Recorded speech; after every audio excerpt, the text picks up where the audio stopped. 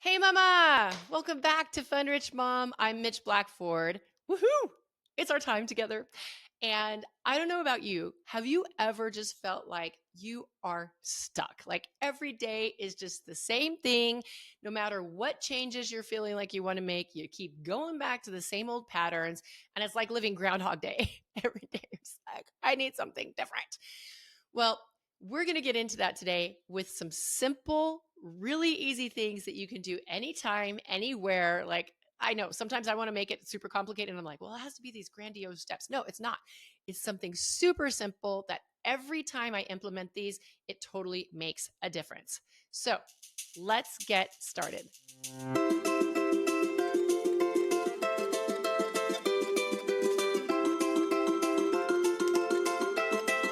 So, to start off, I'm going to break this up into 2 episodes today because I want them to be bite sized chunks, really easy for you to go back to and listen to, just in case you're like, what was it?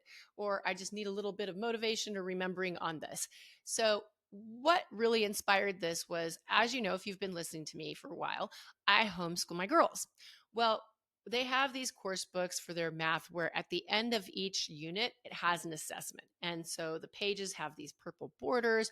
And what's so interesting to me is that I never referred to it as a test or a quiz or anything along those lines because I just figured, you know what, let's just keep it easy, make sure they just feel like it's another page and just go on with life. Because I know that I've met some people in the past or just, met some people in my life where anytime it comes up to a test, they're these brilliant people and you say the word test and like, they freak out and they forget everything they know.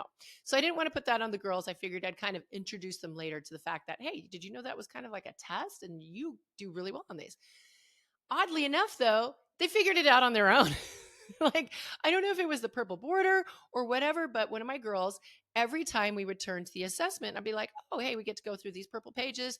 It would just be like freak out moment. She literally just rocked the whole unit before.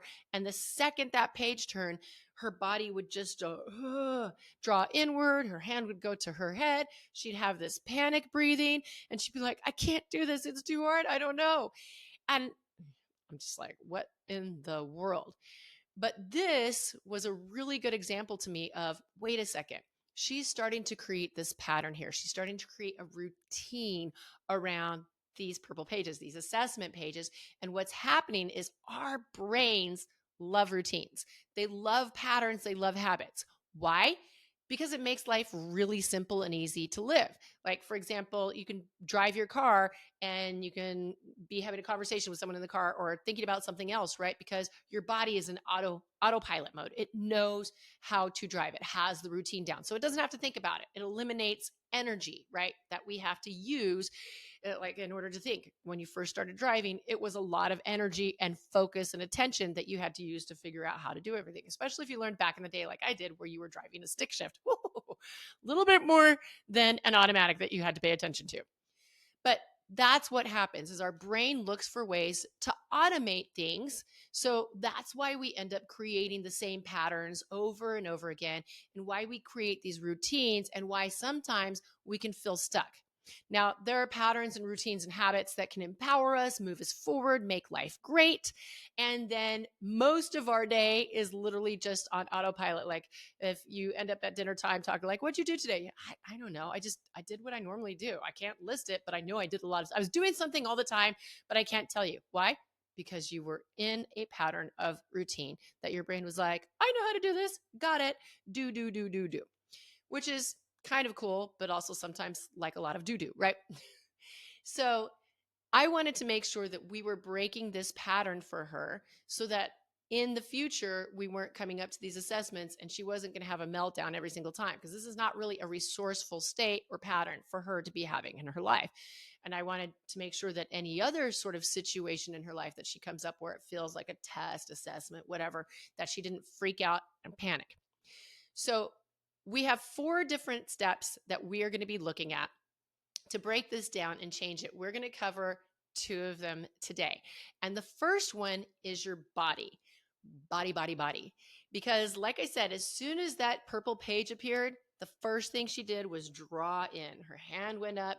It's like she became this protective cocoon, right? Like I'm shielding myself from this assessment. It's not going to help me, and that's a lot of the times what we have a tendency to do anytime we feel any sort of stress, anytime we feel any sort of depression or sadness, or just those feelings that don't, not the warm fuzzies, but any of those feelings that just make us feel down. We draw inwards. It's our body's automatic reaction.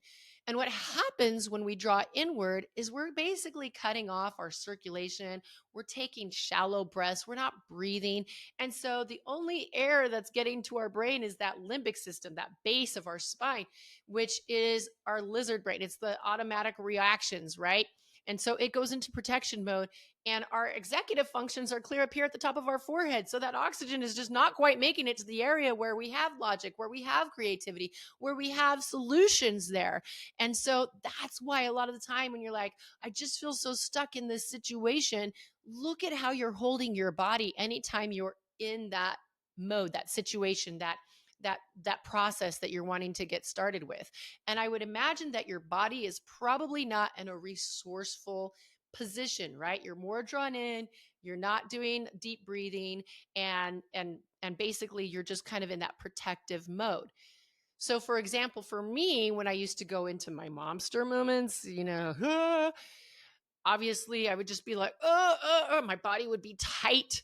And again, not breathing well so that I'm not able to get to my executive function. So what I started doing to get out of those moments was, first of all, I had to recognize the signals that my body was giving me. Okay, if I'm getting tight and tense, obviously something's going on. So that's my first signal. I got to stop. I need to move my body. I need to open it out. I need to lift up my chest so that I can actually take a deep breath, get those lungs filled up with air. And then the next thing is movement. Movement is life, you guys, because that's what gets that blood circulating. That's what gets that beautiful deep breath of air to oxygenate your brain, make it past that limbic system, through your emotional area, and to your logic center, where now we can think, we can reason, we can solution, we can ideate, all of those big words, right? That I can't get from down here, but I can get from up here. And now I can start to see if I'm in that monster rage about to happen. Take a deep breath, move a little bit, think, actually, it's not that bad of a moment right here. I'm just not getting my way, or I'm really actually mad about something else. I need to step back and readjust what I'm doing here because I don't want to have this monster moment. So going back to my daughter in her school situation, drawing in, looking like a little turtle. I don't want to do it. I can't do it, because she saw the purple page that has the assessment. That's the first thing I tell her. I'm like, baby, we got to break this pattern. I don't want this to be something that's going to hold you back. Get up and do some jumping jacks, or go run around, or get your skates on and skate for a minute. Anything that's going to create some motion in her body and that's going to cause her to take some deep breaths so that she can start circulating that air around and have better clarity and be able to reason and to think and to know, hey, this is just a different color page. There's no difference between the problem listed here and the problem listed on the other page. So that's always the first step. Anytime you find yourself where you're like, I just feel stuck, or I feel fearful, or I feel depressed, or whatever it is, move your body. And the bigger, the better, right? We want to get that blood moving. And you're like, Mitch, if I'm sitting in the middle of a meeting and I'm feeling stressed, I can't really do that. Okay, I get it. Fair enough. But what you can do is start taking in those deep breaths, and you can go from hunched over to sitting up, giving that space so that you can get that oxygen in, right? So you can do this anywhere, right there. Just deep breath. Okay, so you don't have to make it super loud like I did. But you get what I'm saying. The other thing that you can do, guess what? Smile. Tell your face, I've got this, and put a smile on your face, because that's going to change your brain and your functioning as well. Because again, have you ever seen a depressed person? Well, maybe smiling maniacally, but have you ever seen someone who's feeling stressed or anxious or scared or depressed or whatever with a big old fat grin of happiness on their face? Try it. It automatically changes how you feel. I'm sure you've heard this example before. Like if you're feeling frowny, bite on a pencil because it makes you do this. And like 10 seconds later, you're like, oh, I'm actually smiling. This works. So smile, okay? That's going to be something with your body that you can do super simple that is going to start to create some change. Okay, so let's move on to step number 2 of this easy change, and that is your attention. So, again, back to the math story. What did her attention go to the second we hit that purple page? I can't do this. I'm scared. This is too much for me. All of these things, like I'm going to fail. Where did she get this from? Because I never told her. I can tell you where she got it from. It's that beautiful brain of ours. It has that beautiful little amygdala that is our alert system. And before we get mad at it, because it's like a little worry wart, it's actually a good function because what it's doing is it's looking for things to keep us safe from. And this was something that has helped us continue generations. Hey, bear, that's bad. Run away. So, in our society today, though, we're not necessarily coming against things that are so extreme. So, it's really now more about what we're thinking. And our thoughts just go crazy. And what it likes to do is pull from past experiences and find those warnings and then throw them out there into our future. So it seems like this is the only path and that's all that will ever happen. I've only gotten this, so I'm going to keep getting that. And what happens is our brain just fixates on things, right? We can only focus on one thing at a time. I was hearing this example lately or the other day, and I thought this was such a good one. Like, have you ever been working and eating? Like you're at work or whatever it is, but you're eating and you're doing something else that you're super focused on. And by the end of the meal, you've either wolfed it down because you didn't take the time to eat it, or you're just like, I didn't really even taste it. And that's because you were focused on what you were doing versus the food that you were eating. Now flip that around, start paying attention to your food, and suddenly it's like, oh, this is really good. I should eat more of this. Or, oh, that wasn't that good. I don't even know why I'm eating this. I need to put that to the side instead of just shoving it down your mouth because you were in rote action, paying attention to something else. So what we have our attention on is like a zoom in. Just think of like your camera. You're going to zoom in on that thing, and if it's bad, you will spiral and it'll keep going. So I've always loved this example. If you're able to do this, you're not driving or doing something crazy, but you can actually take a minute, put up your hands, right? Your left hand up on your left side, your right hand up on your right side. And let's just go ahead and turn our head around and focus just solely on your left hand. Now, let's just say this is all of those warnings, all of that past failures, all of the things that we're scared about that our mind is throwing at us like, hey, these are all of the possible things that could happen that are bad, bad. Focus on it so we can survive, right? And in the meanwhile, your executive brain with all the creativity is your right hand. It's waving at you back. You're like, look at me. I got the solutions. But since your head is turned and so focused on your left hand, it cannot see that right hand waving. So this is why we keep getting more of the same because we're so focused on that thing and our brain can't think of something else until we choose to think of something else. And I always like to look at it as like I'm an attendant to the thoughts of my brain. Which thought do I want to attend to? Do I want to attend to the nasty, mean little thoughts that are holding me back? And like, oh, I feel like I'm working for free for these things. Or do I want to attend to possibility? Do I want to attend to creativity? Do I want to attend to whatever else that could open up things, that could break me out of my rut, that could expand my world? Those are the things that I would rather attend to. Now, you're going to have some back and forth. That's okay. Don't think like, okay, now I've learned this, everything's always going to be cheery because that brain is working mighty hard all the time. So if you find your attention going back to those thoughts that you're attending the negative ones, don't beat yourself up and be like, see, this is all I can attend to. I suck at this. No, you're just being normal. Just remember, all I got to do is swivel my neck around and attend to the other things. So like I said, with my girls, I get them up, get them moving.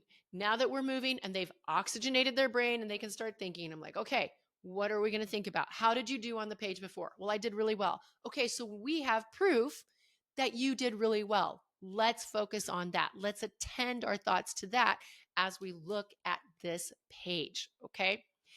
And so these are the first two steps of things that you can start to use to break out of those ruts, to break out of those routines, to, when you're just feeling stuck. And I love it because, like I said, it's just simple and it's stuff that you can do anywhere. And I'm going to hit up the other two in next week's episode so that you can incorporate that as well. But for today, I hope that you can just start focusing, attending your thoughts to movement, oxygenating your brain, and paying attention to what you are attending to. And you're going to start to notice some differences. See, deep breath. Deep breath. Think about like really good moments in your life. Don't you usually just like, you're breathing in, deep breath. It feels good. And that smile, it just works every time. If you're happy, tell your face to show it. It makes a difference. Happy like this and happy like this are two totally different experiences. So if you were just listening, it was just like normal resting face versus a happy smiling face. Okay. With that, I am going to leave you with a fun little joke. And it's about body movement, right? Why did the hamburger go to the gym? Because he wanted better buns. That created some movement. Okay. If you got anything out of this, I would really appreciate you liking it, subscribing it so that you get the alert for next week's episode. And if you know of anyone that maybe has felt stuck in routine, share this, send it their way so that they can get this same tip and you guys can start working on it together. You can be little buddies of movement, moving that body and making sure your attention is on the right things. With that, make it fun, make it rich, and I will talk to you next week. Bye-bye.